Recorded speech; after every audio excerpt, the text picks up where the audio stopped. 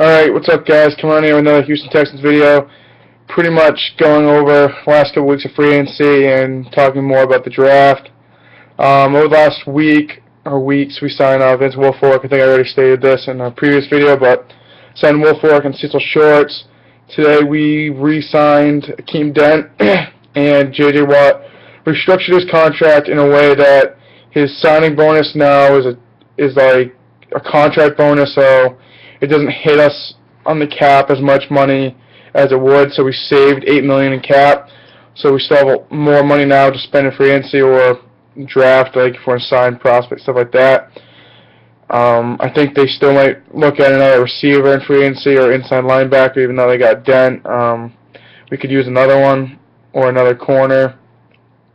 Draft, I feel that Texans will draft best available. I don't know if that's a good thing or a bad thing, especially since at 16, like it could be a good thing if there's a good receiver still there and they pick the best receiver, but they might like reach for an outside linebacker when I think that it's not a real need right now. I know Clowney's coming off the injury, but we still have Whitney Merciless, who had a pretty good season last year, and John Simon played really good in the 2 or 3 games he played in that like started in at the end of the year. I think that even if Clowney's not back week 1, I think Simon is good enough to start. Besides that, I don't think it'd be a waste, but I think at number 16 they should pick a guy that's going to come in and play right away and make an impact on this team. A rotational player wouldn't really be what we're looking for.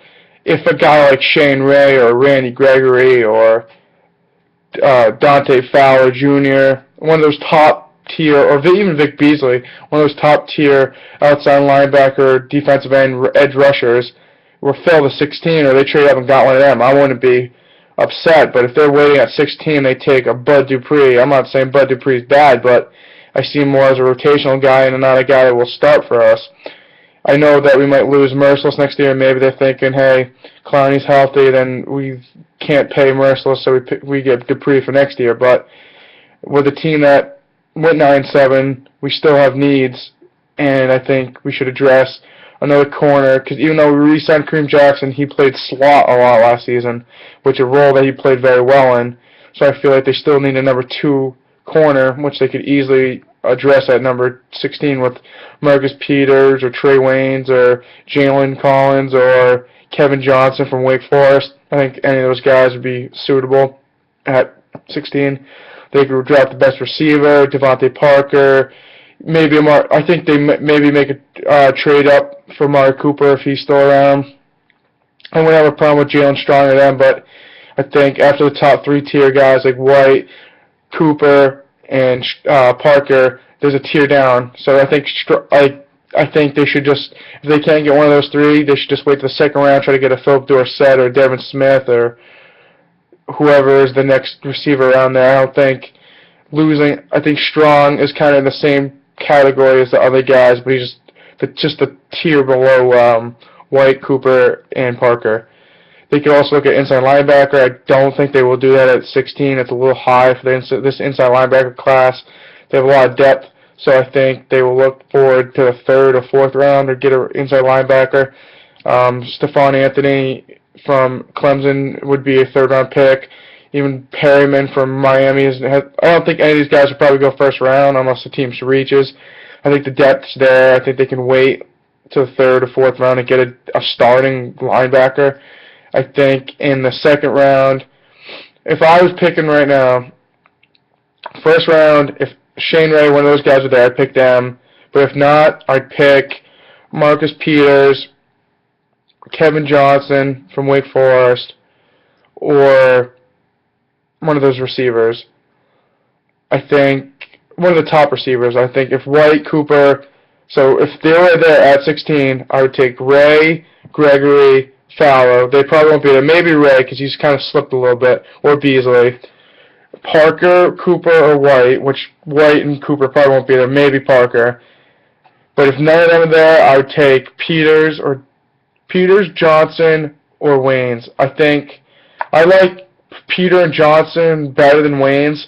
I don't know. I see a lot of similarity between Darqueze Dennard and Waynes because they both went to Michigan State, but both kind of play similar. And Dennard really didn't play that great last year at Michigan. He didn't play that good in Cincinnati. That's where he went. I think Johnson is a bigger playmaker, and so is Peters. And then second round, people might be like, what do you mean? But I think they should get Amir Abdul in the second round, running back. I've been watching his highlights the last couple of days. Guy has the same running style as Arian Foster. That zone running, cut on a dime, like one step, run, like kind of like run, like sees a hole, puts his foot in the ground, and runs right through the hole. I think he'd be a good complementary back to Foster and can be a starter. I've seen reports, people saying they should probably cut Foster eventually because his contract's huge, and the last couple of seasons have been on the field. I think Abdul would be a perfect replacement for him, and Blue would be the backup. Third round, they could focus on receiver or cornerback, whatever they don't address in the first round. I think it'd probably be corner. I think they're focused more on Strong or any of those other receivers I mentioned earlier, or even any other receiver in the first round, since Cecil Shorts has had good seasons, but he's been hurt the last couple of years, so if he goes down, we kind of have no depth at receiver. Third round, if we go with one of the receivers first round, third round, I say we go with Quentin Rollins from Miami of Ohio. He played 4 years of basketball, played his first season last year of football. He had a great year. He's a raw prospect, but I think he's aggressive enough and has the ball instincts to be a good number 2 corner. And I think he can develop next year with Jackson playing the slot and Joseph playing the 1. Later in the draft, to say offensive line depth, inside linebacker depth, safety, just another safety that can play. Probably more of a coverage safety because Swearinger really had bad skills covering last year, and Daniel Manning wasn't the greatest, but he was better than what Swearinger was covering-wise. So I just see a lot of depth at the later rounds, but I think if we draft right, this team will be very good, and we should be a team to wreck with this year.